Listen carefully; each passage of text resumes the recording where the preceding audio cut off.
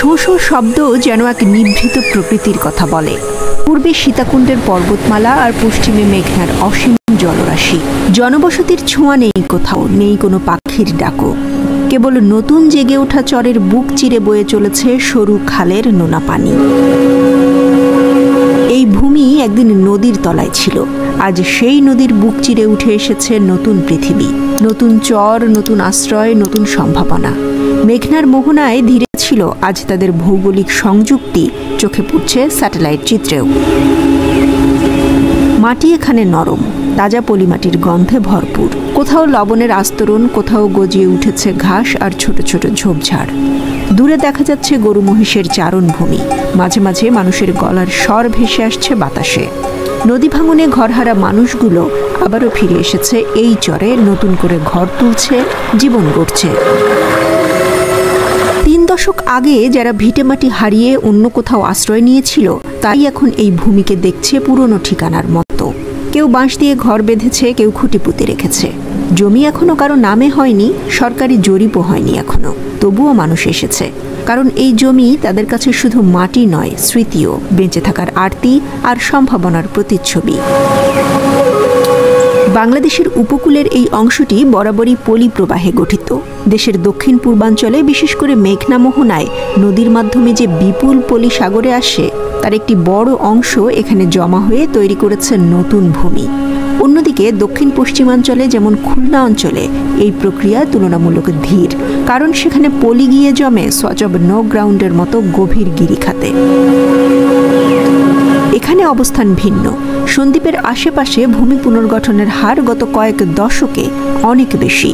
ভূতত্ত্ববিদেরা বলছেন এই অঞ্চল অন্তত 4 যুগ ধরে ভূমির পুনর্গঠনের এক সক্রিয় ভূপ্রকৃতি চক্রের মধ্য দিয়ে যাচ্ছে। নতুন নতুন চর জেগে ওঠা শুধু ভূপ্রাকৃতিক নয়, একটি সামাজিক এবং অর্থনৈতিক ঘটনাও। এখানে গড়ে উঠছে একটি নতুন কৃষি জগৎ, সবুজ চর।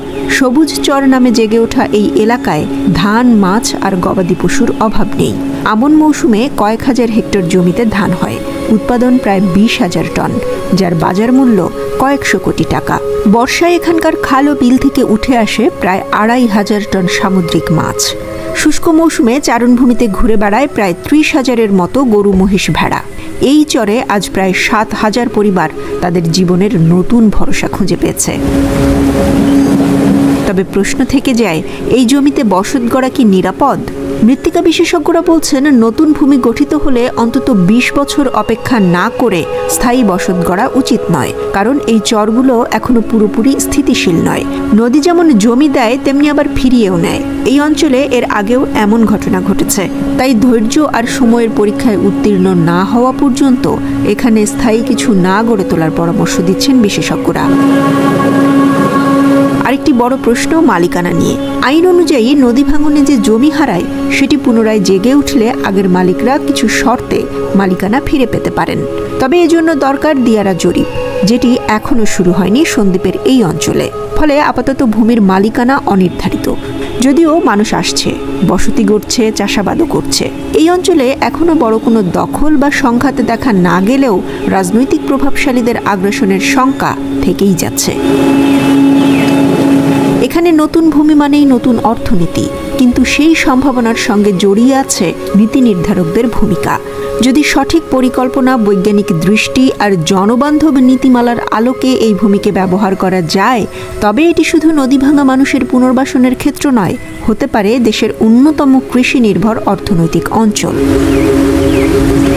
অতীতের ভুল থেকে শিক্ষা নিয়ে যদি এই ভূমিকে পরিকল্পিতভাবে ব্যবহার করা যায়, তবে এই সবুজ চর হতে পারে স্বপ্ন ফেরত এক নতুন স্বদেশ।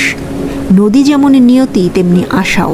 এই চরগুলো সেই আশার জেগে ওঠা, যা পলি দিয়ে গড়া, স্বপ্নে ভরা।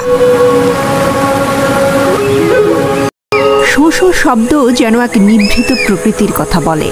পূর্বে সীতাকুণ্ডের পর্বতমালা আর পশ্চিমে মেঘনার অসীম জলরাশি। জনবসতির ছোঁয়া নেই কোথাও, নেই কোনো পাখির ডাকও।